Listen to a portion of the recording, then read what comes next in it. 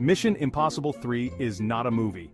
It's a high-octane, borderline absurd masterclass in making absolutely no sense while pretending to make all the sense in the world. If you're looking for coherence, please exit stage left, because Tom Cruise has no time for that nonsense. He's busy sprinting, always sprinting, like his life depends on it, which, to be fair, it does. But it's less about survival, and more about maintaining that perfectly chiseled, I'm saving the world with these abs aesthetic. The movie opens with a typical calm before the storm moment where we get to meet Ethan Hunt in what is supposed to be his downtime. Ethan Hunt's version of downtime? Getting engaged to a civilian who somehow has no idea she's marrying the most famous secret agent in the world. If that isn't the biggest red flag in dating history, I don't know what is.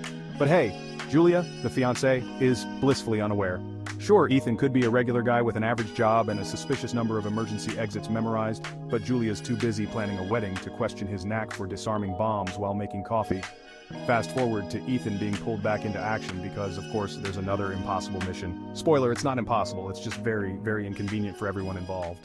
Now let's talk about the real star of the movie, the rabbit's foot. What is it? Nobody knows. Not you, not me, not even the writers. It's this MacGuffin so mysterious, so incomprehensible that it might as well be a Starbucks order written in hieroglyphics. But it's very important. Trust me. All you need to understand is that bad people want it. Good people are trying to stop them. And at some point, someone yells into a headset about how much time is left on the ticking clock. Because what's a Mission Impossible movie without a good ticking clock? Of course, every step of the way, Ethan Hunt is met with more adversity than should be humanly possible. Whether he's jumping out of buildings, sprinting down alleyways, or crashing into stuff in cars that should never still be drivable, the guy just won't quit. The laws of physics? Forget it. Ethan rewrote them a long time ago, and apparently they're negotiable. When he's not gravity's worst nightmare, he's the world's most athletic chiropractor, breaking his spine in 45 different ways, then dusting himself off like he just did yoga.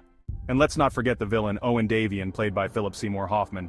Now, Davian isn't your run-of-the-mill bad guy. He's calm, collected, and just downright annoyed at how much effort he has to put into being evil. This man radiates, I'm only doing this because it pays well energy. He's not trying to create chaos out of some twisted ideology. No, Davian just wants to go home, put his feet up, and binge-watch something on Netflix. But unfortunately for him, he's got Ethan Hunt breathing down his neck, asking questions about the rabbit's foot that Davian himself probably doesn't fully understand. It's an awkward situation for everyone, really. But the piece de resistance of absurdity comes in the form of gadgets. Every 5 minutes, a new gadget is introduced that makes you wonder if the screenwriters secretly work for NASA. There's a mask that somehow perfectly replicates people's faces and voices, despite the wearer looking like a walking rubber mannequin for half the movie. And don't even get me started on the defibrillator scene. Ethan Hunt literally dies for a second, and then wakes up to punch more bad guys. He's either the toughest man alive, or the scriptwriters forgot how the human body works. By the time the movie ends, Ethan's saved the day, defied death about 12 times, and somehow managed to convince Julia that he's a normal guy. That's the real impossible mission. It's not the shootout scene. Missing for 48 hours with a black eye and a bomb detonator in your pocket. That's love, folks. In conclusion, Mission Impossible 3 isn't about the mission. It's about Ethan Hunt's relentless pursuit of outrunning everything. Villains, gravity, common sense, and most of all, a stable domestic life. And somehow, he nails it. Because in the world of Ethan Hunt, impossible is just another word for Tuesday.